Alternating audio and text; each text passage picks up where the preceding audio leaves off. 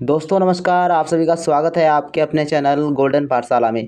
प्यारे बच्चों, सामाजिक विज्ञान के प्रीवियस ईयर क्वेश्चन पेपर से हम लोग इतिहास के महत्वपूर्ण प्रश्नों पर चर्चा कर रहे थे। उसी श्रृंखला में आज हम बात करेंगे राष्ट्रीय आय एवं योग्यता आधारित छात्रवृत्ति परीक्षा 2017, 2018 और 2019 की परीक्षा में पूछे गए प्रश्नों की। साथ में उससे संबंधित जो भी नए प्रश्न आपके बनने वाले हैं उन पर भी चर्चा होगी। तो आप सभी लोग वीडियो को लास्ट तक बिना स्किप किए हुए ज़रूर देखिएगा। साथ ही अपने दोस्तों के साथ वीडियो को एक बार ज़रूर शेयर कर दें। आइए शुरू करते हैं क्लास को। सबसे पहले 90 नंबर प्रश्न आपकी स्क्रीन पर दिया गया है। तो 90 नंबर प्रश्न कहता है कि मृच्छकटिकम के रचयिता हैं। ऑप्शन आपके पास हैं, आप सभी लोग कमेंट करते हुए ज़रूर चलिए। ऑप्शन आपके पास हैं शूद्रक, अलबरूनी, कल्हड़ या बाणभट्ट। तो मृच्छकटिकम के रचयिता बच्चों हैं शूद्रक। फर्स्ट ऑप्शन इसका बिल्कुल सही है। इसके अलावा कल्हड़ ने राजतरंगिणी लिखा था और बाणभट्ट ने हर्षचरित्र नामक ग्रंथ की रचना की थी। इसके अलावा अलबरूनी ने तहकीक-ए-हिंद की रचना की थी। तो इनकी पुस्तकों के नाम आपको अच्छे से याद होने चाहिए। एक प्रश्न आपको ज़रूर देखने को मिलेगा। 91 नंबर प्रश्न कहता है कि 1539 ईस्वी में हुमायूं और शेर शाह सूरी के बीच कौन सा युद्ध हुआ था। ऑप्शन है आपके पास कन्नौज का युद्ध, कलिंजर का युद्ध, पानीपत का तृतीय युद्ध, चौसा का युद्ध। सही जवाब है बच्चों चौसा का युद्ध 1539 ईस्वी में हुआ था और इसमें शेर शाह सूरी की विजय हुई थी और हुमायूं इसमें हार गए थे। तो ये आपको ध्यान रखना है। इसके बाद है प्रश्न संख्या 92। ये कहता है कि सिराजुद्दौला का सेनापति था। सिराजुद्दौला का सेनापति कौन था? मीर कासिम, मीर जाफ़र, मीर हसन या फिर मीर अब्बास। सही जवाब है बच्चों मीर जाफ़र सिराजुद्दौला का सेनापति था। 93 नंबर प्रश्न है किस शासक ने अपनी राजधानी मुर्शिदाबाद से मुंगेर स्थापित की थी? सिराजुद्दौला, शाह आलम, मीर कासिम या शेर शाह सूरी। सही जवाब है बच्चों मीर कासिम ये थे जिन्होंने अपनी राजधानी मुर्शिदाबाद से मुंगेर को स्थानांतरित किया था। 94 नंबर प्रश्न कहता है कि अकबर के दरबार में वित्त एवं राजस्व मंत्री के पद पर कौन था? यानी राजस्व मंत्री कौन था? अबुल फजल, टोडरमल, राजा मान सिंह या हकीम हुमाम। सही जवाब है बच्चों राजा टोडरमल जो थे वो वित्त मंत्रालय संभालते थे, वित्त एवं राजस्व मंत्री थे। 95 नंबर प्रश्न कहता है कि निम्नलिखित में से कौन सा मुस्लिम शासक लाख बख्श के नाम से जाना जाता था? मोहम्मद बिन तुगलक, इसको पागल शासक की संज्ञा दी जाती थी, ध्यान रखिएगा। अलाउद्दीन खिलजी, महमूद गजनबी या फिर कुतुबुद्दीन ऐबक। सही जवाब है बच्चों कुतुबुद्दीन ऐबक। ठीक, कुतुबुद्दीन ऐबक को लाख बख्श कहा जाता है कि ये बहुत दानी था और इसीलिए इसको लाख बख्श के नाम से जाना जाता था। इन्होंने 2.5 दिन का झोपड़े का निर्माण करवाया था। अलाउद्दीन खिलजी ने अलाई दरवाज़ा का निर्माण करवाया था और मोहम्मद तुगलक को पागल शासक के रूप में जाना जाता है। तो ये सब चीज़ें आपको याद रखनी है। और महमूद गजनबी को आप जानते हो भारत पर इन्होंने 17 बार आक्रमण किया था और सोमनाथ के प्रसिद्ध मंदिर पर भी आक्रमण किया था, जो कि अगला प्रश्न आपकी स्क्रीन पर है।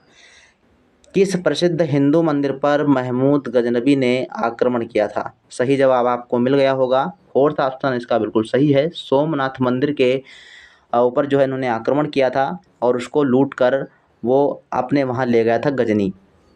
ध्यान रखिएगा ये इंपॉर्टेंट प्रश्न है और कई बार ये प्रश्न आपकी परीक्षा में बन चुका है। और इसके बाद है बंगाल में दोहरी शासन व्यवस्था की शुरुआत की थी। ऑप्शन आपके पास है Lord Curzon, Lord Ripon, Lord Clive या लॉर्ड डलहौजी। सही जवाब है बच्चों जो दोहरी शासन प्रणाली है वो लॉर्ड क्लाइव ने शासन जो है प्रारंभ किया था। ये थर्ड ऑप्शन इनका बिल्कुल सही जवाब है। लॉर्ड डलहौजी ने हड़प नीति अपनाई थी, ये भी आपको ध्यान रखिएगा। और 98 नंबर प्रश्न कहता है कि फतेहपुर सीकरी में स्थित पंचमहल का निर्माण किसने कराया था? तो पंचमहल का निर्माण बच्चों किसने कराया था? बाबर ने, अकबर ने, शाहजहाँ ने, जहांगीर ने। सही जवाब है बच्चों अकबर ने जो है पंचमहल का निर्माण करवाया था। 99 नंबर प्रश्न कहता है कि प्रसिद्ध अंग्रेजी राजदूत सर टॉमस रो किसके दरबार में आया था? तो सर टॉमस रो की बात करेंगे तो ये जहांगीर के शासनकाल में भारत आते हैं। तो सेकंड ऑप्शन आपका बिल्कुल सही जवाब हो जाएगा। और ये साथ में अपने बग्घी लेकर आए थे, तो ये भी आपको ध्यान रखिएगा। और अगला प्रश्न है 100 नंबर, लखनऊ में भारतीय स्वतंत्रता संग्राम का नेतृत्व किसने किया था? जो भारत का प्रथम स्वतंत्रता संग्राम था 1857 वाला, उसमें लखनऊ से नेतृत्व कौन कर रहा था? बेगम हजरत महल, नूरजहाँ, रानी लक्ष्मीबाई और बेगम जीनत महल। सही जवाब है बच्चों बेगम हजरत महल, और ये लखनऊ से नेतृत्व कर रही थी। और रानी लक्ष्मीबाई को पता है आप लोग, झांसी से नेतृत्व इन्होंने किया था अंग्रेजों के खिलाफ। इसके बाद है 101 नंबर प्रश्न, निम्नलिखित में से किसकी स्थापना पंडिता रमाबाई द्वारा की गई थी? ऑप्शन है सत्य शोधक समाज। सत्य शोधक समाज की स्थापना बच्चों ये किया था ज्योतिबा राव फूले ने। ध्यान रखिएगा, ज्योतिबा राव फूले ने जो है सत्य शोधक समाज की स्थापना की थी। साइंटिफिक सोसाइटी, शारदा सदन, थियोसॉफिकल सोसाइटी। सही जवाब है बच्चों जो पंडिता रमाबाई थी, इन्होंने शारदा सदन की स्थापना की थी। ये विधवा स्त्रियों के लिए इन्होंने इसको खोला था। ध्यान रखिएगा, इंपॉर्टेंट प्रश्न आपका यहाँ से है। 102 नंबर प्रश्न कहता है कि सीमांत गांधी के नाम से किसे जाना जाता है? तो इसके पहले जो सेट हमने पढ़ाया था उसमें ये प्रश्न इंक्लूड था। तो सीमांत गांधी के नाम से खान अब्दुल गफ्फार खान को जो है जाना जाता है। सेकंड ऑप्शन आपका बिल्कुल सही हो जाएगा। इसके बाद है 103 नंबर, गदर पार्टी का गठन किसके नेतृत्व में हुआ था? तो गदर पार्टी की जो स्थापना हुई थी ये 1913 ईस्वी में अमेरिका में हुई थी, और ये थे लाला हरदयाल जिन्होंने इसका नेतृत्व किया था। तो फर्स्ट ऑप्शन इसका बिल्कुल सही जवाब हो जाएगा। इसके बाद है 104 नंबर प्रश्न, स्वराज मेरा जन्मसिद्ध अधिकार है और मैं इसे लेकर रहूँगा, ये कथन किसका है? तो ये लोकमान्य बाल गंगाधर तिलक का है। सेकेंड ऑप्शन आपका बिल्कुल सही जवाब है बच्चों। इसके बाद 105 नंबर प्रश्न कहता है, और ये 2018 की परीक्षा में आए हुए प्रश्न है, शुद्ध अद्वैतवाद का प्रतिपादन किसने किया था? तो शुद्ध अद्वैतवाद का प्रतिपादन ऑप्शन है आपके पास रामानुज, माधवाचार्य, श्रीकांताचार्य, वल्लभाचार्य। सही जवाब है वल्लभाचार्य, और ये सूरदास जी के गुरु भी थे। ध्यान रखिएगा। 106 नंबर प्रश्न कहता है कि शून्यता के सिद्धांत का सर्वप्रथम प्रतिपादन किस बौद्ध दार्शनिक ने किया था?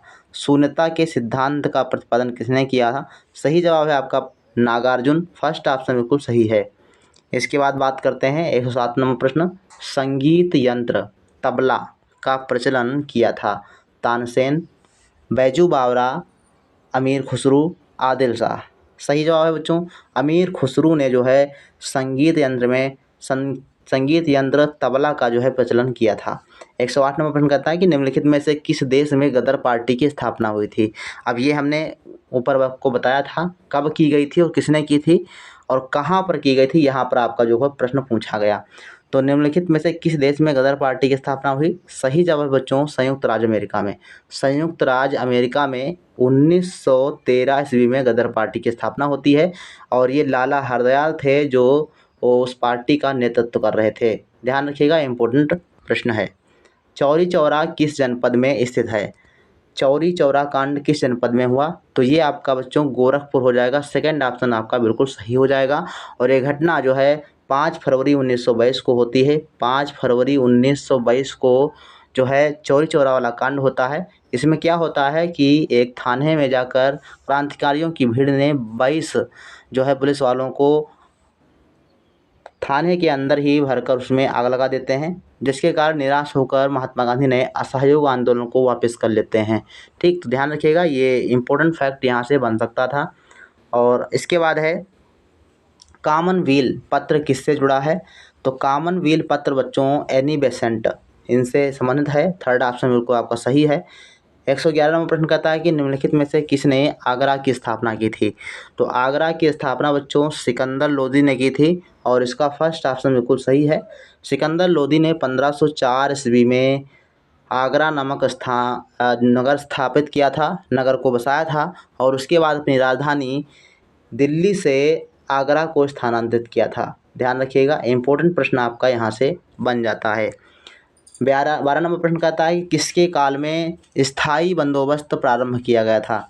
तो ऐसा कौन सा शासक था जिन्होंने स्थायी बंदोबस्त की स्थापना की थी? Lord Wellesley, Lord Cornwallis, Warren Hastings और जॉन शोर। सही जवाब है लॉर्ड कॉर्नवालिस ने स्थायी बंदोबस्त की स्थापना की थी। 113 नंबर प्रश्न, 1932 ईस्वी में पूना समझौते के साथ किसका प्रत्यक्ष संबंध था? भारतीय मजदूर, भारतीय कृषक, भारतीय महिलाएं या फिर भारतीय दलित वर्ग। सही जवाब है भारतीय दलित वर्ग। और पूना समझौता एक प्रकार का समझौता था जिसमें महात्मा गांधी और डॉक्टर भीमराव अम्बेडकर के हस्ताक्षर हुए थे। और ये आपको ध्यान रखना है, इम्पोर्टेंट प्रश्न है, यहाँ से आपका बन सकता है।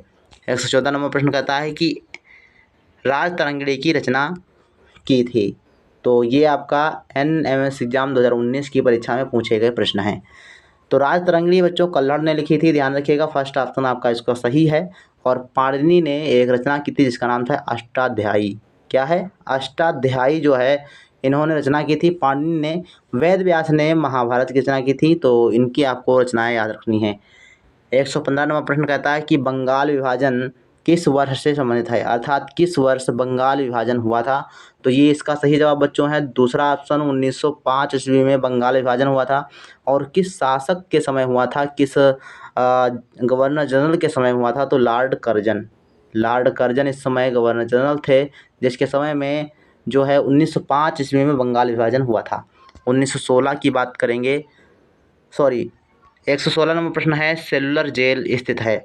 सेलुलर जेल लक्षद्वीप, अंडमान, दमन और दीव। सही जवाब है बच्चों सेकंड ऑप्शन, अंडमान निकोबार में ये स्थित है सेलुलर जेल, जिसको काला पानी कहा भी जाता था। ठीक, ध्यान रखिएगा।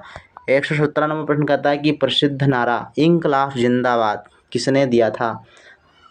अबुल कलाम आज़ाद, सर सैयद अहमद खां, चंद्रशेखर आज़ाद, मौलाना हसरत महानी। सही है, चंद्रशेखर आज़ाद ने इंकलाब जिंदाबाद के नारे दिए थे। थर्ड ऑप्शन बिल्कुल सही है, आप लोग देख करके भी इसको लगा सकते हैं। 18 नंबर प्रश्न कहता है कि सबसे प्राचीन वेद कौन सा है। अब ये प्रश्न आपको जो है, अगर आपने हमारी इतिहास की क्लासेज पढ़ी हैं तो आपको ये प्रश्न चौथे लेसन में मिल जाएगा, जिसमें हमने वैदिक काल पढ़ाया हुआ है। अगर आपने नहीं देखा है तो प्लेलिस्ट बनी हुई है, वहाँ जाके जो है क्लास वाइज आप देख सकते हैं। 11 क्लासेज हमने आप लोगों को दी हैं। जो कक्षा 6 की किताब इतिहास की है वो लगभग कंप्लीट हो गई है, एक लेसन उसमें बचा हुआ है। तो सबसे प्राचीन वेद है आपका ऋग्वेद, थर्ड ऑप्शन बिल्कुल सही है। तो इम्पोर्टेंट प्रश्न था। और 119 नंबर प्रश्न की बात करेंगे, तहकीक-ए-हिंद नामक पुस्तक की रचना की है। तो तारानाथ, मार्को पोलो, अलबरूनी, उपरोक्त में से कोई नहीं। सही जवाब है बच्चों अलबरूनी ने तहकीक-ए-हिंद नामक पुस्तक की रचना की। 120 नंबर, बोरोबुदुर स्तूप कहाँ स्थित है। तो ये बच्चों सही है, कंबोडिया। सेकेंड ऑप्शन आपका बिल्कुल सही है। बोरोबुदुर का बौद्ध जो स्तूप है वो विश्व का सबसे बड़ा बौद्ध मंदिर है और ये कंबोडिया में स्थित है। इसके बाद 121 नंबर प्रश्न, महाभारत के फारसी अनुवाद का शीर्षक क्या है। तो महाभारत का फारसी अनुवाद जो है ये रजमनामा के नाम से प्रसिद्ध है। ये आपका सेकंड ऑप्शन बिल्कुल सही है। और रजमनामा ये किसने लिखा है, तो ये आपका प्रश्न बन सकता है। तो इसका सही जवाब आपका क्या होगा, आप सभी लोग कमेंट बॉक्स में ज़रूर लिखें। तो रजमनामा बच्चों बदायूनी ने लिखा था। तो ये बदायूनी की रचना है जिन्होंने महाभारत को फारसी में अनुवाद करके लिखा था। इसके बाद है 122 नंबर प्रश्न, द्वितीय विश्व युद्ध के पश्चात 1946 ईस्वी में कौन सा मिशन भारत आया था। तो ऑप्शन आपके पास है क्रिप्स मिशन, वेवल योजना, कैबिनेट मिशन, साइमन कमीशन। सही जवाब है बच्चों कैबिनेट मिशन। कैबिनेट मिशन 1946 में आया, जिसके तहत भारतीय संविधान सभा की स्थापना हुई और संविधान का निर्माण पूरा हुआ। इसके बाद है 123 नंबर प्रश्न, अष्टप्रधान नामक मंत्रिपरिषद होती थी गुप्त शासन में, चोल शासन में, मराठा शासन में या विजयनगर शासन में। सही जवाब है मराठा शासन में जो है अष्टप्रधान नामक मंत्रिपरिषद होती थी। ध्यान रखिएगा, यहाँ पर जो अष्टप्रधान होते थे वो 8 मंत्री होते थे और जिनको अष्टप्रधान कहा जाता था, और उनके कार्यों के अनुसार उनके पद अलग अलग बटे हुए थे। 126 नंबर प्रश्न है, भारत का वयोवृद्ध पुरुष यानी the great old man of India किसे कहा जाता है। तो ये बच्चों थे दादा भाई नौरोजी। ये आपका सेकंड ऑप्शन सही है। इसके बाद है 125 नंबर प्रश्न, विश्व भारती संबंधित है। विश्व भारती का संबंध किससे है, रामकृष्ण परमहंस, रविन्द्रनाथ टैगोर, स्वामी दयानंद सरस्वती या राजा राम मोहन राय। सही जवाब बच्चों रविन्द्रनाथ टैगोर, इनसे संबंधित है विश्व भारती। और रामकृष्ण परमहंस ये स्वामी विवेकानंद के गुरु थे। इसके अलावा स्वामी दयानंद सरस्वती की बात करेंगे तो ये बच्चों इन्होंने आर्य समाज की स्थापना की थी और ब्रह्म समाज की स्थापना राजा राम मोहन राय ने की थी। तो इन्होंने जो भी संस्थाएं बनाई हैं उन संस्थाओं से आपका एक प्रश्न जरूर आएगा। तो आप लोग इसको ज़रूर पढ़िएगा। आधुनिक भारत के इतिहास का छाट का जब हम पढ़ाएंगे तो ये सब चीज़ें आपको कंप्लीट करा देंगे। इस वीडियो में बस इतना ही, मिलते हैं नेक्स्ट वीडियो में, तब तक के लिए धन्यवाद।